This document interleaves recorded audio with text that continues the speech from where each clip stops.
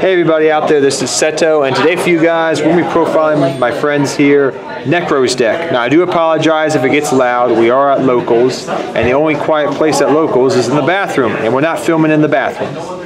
So I hope you guys enjoy this deck profile. It's really cool. Me and him were talking earlier about old Nekroz days and the different ways that the OCG and TCG play the deck. So without further ado, I'll let him take over. He's very knowledgeable about the deck. Go ahead, man. Alright, so I'm running Nekroz. So in my Nekroz deck, I have a lot of decks, a lot of cards that probably a lot of people don't run or do run. OCG runs maybe one or two of the Valko.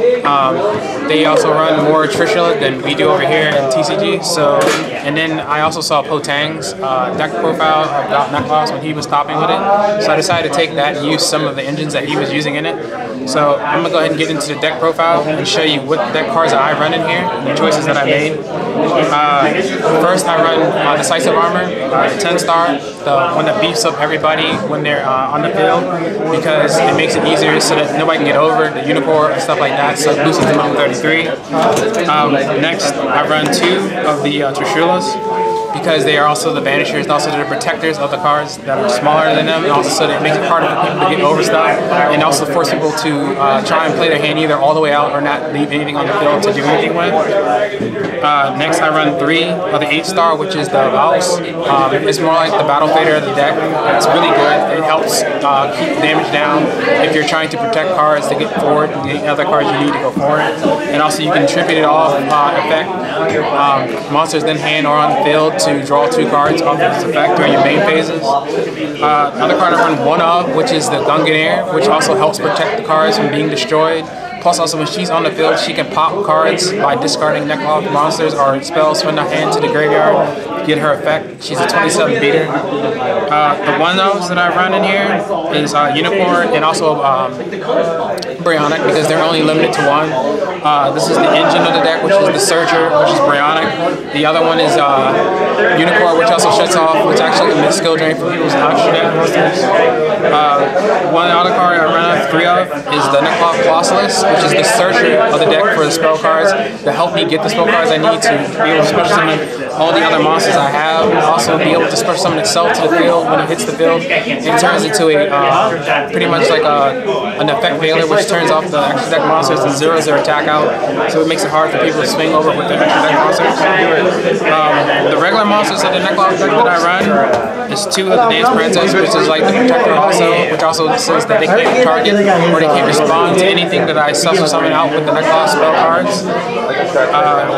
The Searchers of the deck also, the Stratoses of the deck, which are like the Mount Jews, which searches both spells and also the monsters themselves.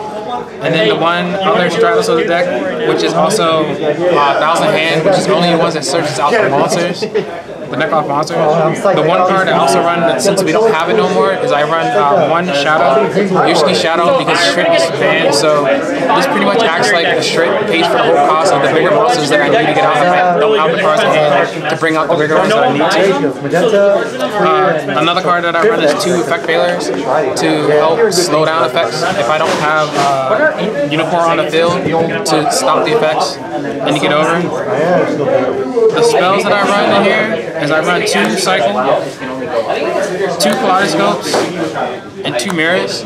Anytime that they're in the graveyard while I have no monsters on my field, I can banish one of them out of the graveyard with a monster to search for another spell card of anyone I want and keep going and being able to make plays going forward. Most times, I usually don't have to do it because my board is probably bigger than everybody else's.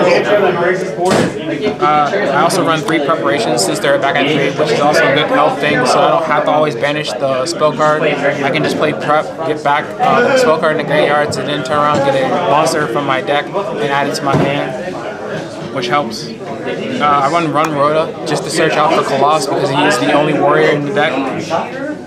I run two Cold Body Graves for hand traps to stop them from being able to stop my searches and stuff like that. I run one Book of Moon. Basically, it's for trick stars that face down their licorice so that I can stop taking the burn on the turns I'm searching and adding cards. I I run 3 MSTs to pretty much get rid of backfield that I need to get rid of before I activate and summon cards out. So like Solemn Warning, Solemn Judgment, if they have that, if they're playing that, or if I can catch it, if I go first, the Reincarnations for Trickstars and stuff like that. And then I also run 1 Regeki, which is just board wipe just to help get over everything I need to get rid of. In my extra deck, I run Mist Boy. I pretty much don't work it. It's just there, just a filler. I have a Soul Day in here for in case if I ever get Ghost Bells, I can always use it. I run 1 Decode Talker. I run Firewall. Seed monsters I run is Dweller because I can make Dweller and because it gets bigger and also it can stop graveyard effects. Cowboy for Time. Diamond Direwolf for in case there's something I really can't get over and I really want to get rid of it. Estelle for monsters that I can't get over and I just want to spin it back to the top, back into their deck to make them shuffle. And then the monsters I use to summon out my Nekroz are 1 Elder Training, 1 Herald of the Heart Light, 1 Mistworm, 1 Decisive Armor, 1 Star Eater, 1 Quasar, and 1 5 God. I only use these just to summon out the monsters I need when I have the spell cards I need. When I use Kaleidoscope to summon out more than 1. Most times the only one I'll probably use is just probably either Herald or Arc Light. I haven't really run anything that I need to use the fusion monster to send it to the graveyard to pop off the field, but it's good to have in here.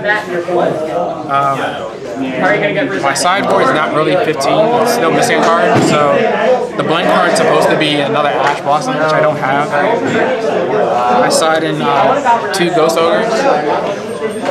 I use the Zeppu Pendulum Monster, which is like they use stuff like anti-spell frequency to stop me from being able to make plays. I can use that instead. I run 3 Dankos for in case they run heavy backfield. An extra Call by the Grave just to stop people from stopping my plays. The extra Backfill Hate, which is the Twin Twisters too. And Drowning Mirror Force, which I'm going to turn into Storming Mirror Forces as soon as I get them. But right now I use them for in case I decide to, if it's in a Mirror Mesh, which probably I don't really run into them, or if they clear my board, I can still keep myself alive. If I don't have the Valk in my hand, I can just Drowning Mirror Force them for right now until I get the Storming Mirror Force. But that's pretty much all for my deck. So anybody has any suggestions or changes, I'd like to hear from, and looking forward to hearing from everybody soon. But this was my deck profile for my Nekroz deck that I ran today, which is pretty good. The only things that I probably would change would be is the thing I hope for to come back out is that Shriek goes back to at least 1. Unicorn goes back up to at least 2 or 3. More of the Searcher cards get put back, like Bionic and all the rest of them. I would like to see them come back. I mean, the deck is pretty much not dead, but it's also not out of the woods all the way. So I would say that putting those back would probably help the deck come back and make rituals more viable. And I think it also, with also the new rituals that come out, the Devi rituals, which should help the deck also because they're easy to make. What type of cards would you put from the Devi rituals that you would put in here, just out of curiosity? The ones I'm looking forward to running is the plant and the candle. Oh, okay. Because when you summon the plant can summon a candle. When you summon a candle, the candle can summon the plant. True. All you have to do is just reveal either a spell or a monster, and you get the special summon a monster from hand. They're pretty big, so you're talking about a 6 and a 4. Yeah. So, like I said, they make it easier to make decisive armor to the field. You can then turn around and just turn around and just blow up everything on the field by popping face down, banishing them from play, and then bringing back to the forefront Nekroz to make it better. I mean, they're not willing to put shit back to at least 1. At least you got the Devis. Yeah, I'll have the Devis to run with. Plus, also with all the new ritual monsters that are coming out, like Return of Demise. It should be fun to see how people handle ritual monsters going forward. But the reason why I like this deck also is because everybody uses the extra deck. So against Brandish Maiden, this pretty much shuts Brandish Maiden. If you get to your 1 card that, so if I get the Unicorn out, it pretty much shuts and you everything can protect off. it. it'll shut everything off, and then you turn around and if you can get Bionic to bounce back cards, especially like with these cards here are pretty much like the anchors, I would say, which is like the one that bounces back, can bounce back nightmares when this is on the field with it. This can pop cards that you have problem cards with until somebody can either stop it. If they ghost ogre it, you still get to get rid of a card, which is the problematic card that you don't want on the field. Another thing I would say would be going for Unicorn first turn and being able to protect it while you can would make it so much more better than everything else. And then you're using cards like Decisive Armor, Trishula, Valk to protect it, and then if you do get it on the board with it, is Colossus, which will zero out anybody's effects pretty much, and then knock their effects out. So which says that helps too. You can't play against this card, and you can't attack. So since everybody likes using Link monsters and Exceed monsters, this deck pretty much is the one you want to use. I would say it could go back to tier 0 with Shriek coming back to 3 and everything getting unlimited and unbanned. But with everything the way it is now, it's kind of hard to put it back that way or to guess it way. But with OCG now getting Shriek back to 3, I think that's unfair. We could get it back to 1 at least, maybe. Yeah, I'd like to see it come back to 1. But, you know, like I said, with all of the plays you can do with this deck, it's pretty funny. You don't really make huge boards, but you can. Since I don't really, like I said, I don't use the extra deck really. They're just there as, you know, pretty much side. I mean, I could make monsters out of them. I could probably put scapegoats in here just to make a... You were talking about that earlier, so you could talk... You mentioned that. I can do the dumb stuff too, but I just don't feel like it's really needed to use an extra deck when once Unicorn hits the field, it pretty much just shuts everybody off. It says you can't play your Kagaris, you can't play your Shigu's effects, you're not lowering my attacks, you're not building them up. It's pendulumization since then everything comes to an extra deck after they leave the field, they go to an extra deck, and then they come back. This shuts off them, which also makes it easier to swing over them.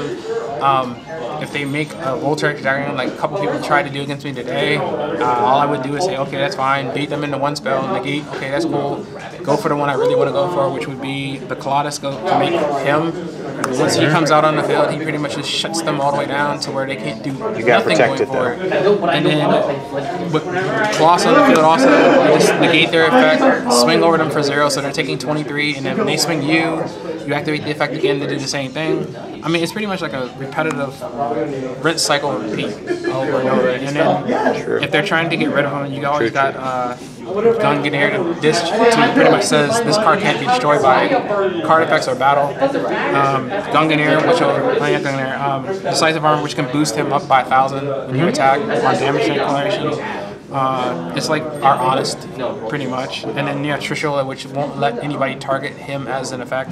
And then added on to that factor is then you go... Oh, you have, her too, Dance Princess too. Who then pretty much says you can't target nobody on the field while she's face up, and you cannot stop me from activating my ritual spells, which makes it 10 times worse. So if they try to Widow Anchor any of my monsters while she's on the field, they have to target her first, take her, which is like almost like a pain in the ass to do. It's a waste. Yeah, so it means you pretty much would have to, I would say you have to pretty much nuke the board in order to, but then you gotta hope that I don't have Gungnir to save the one I really need to save, and then which will probably be Unicorn and let everybody else die, and then Decisive Armor in hand to boost him up to make him bigger than everything else. So, well, thank you so much, man. But that's pretty much it going forward. So I appreciate it. I just love talking about this deck. It's so fun to talk about, you know, just how to make it good and make it viable. I have to give thanks to Mr. Potang for his Potang, man. Doing the legend, the myth, the man of the hour, because if it wasn't for him, I probably wouldn't be playing this deck. I'd probably be trying to figure out a way to make heroes good again. I'm still trying to do that too, but right now I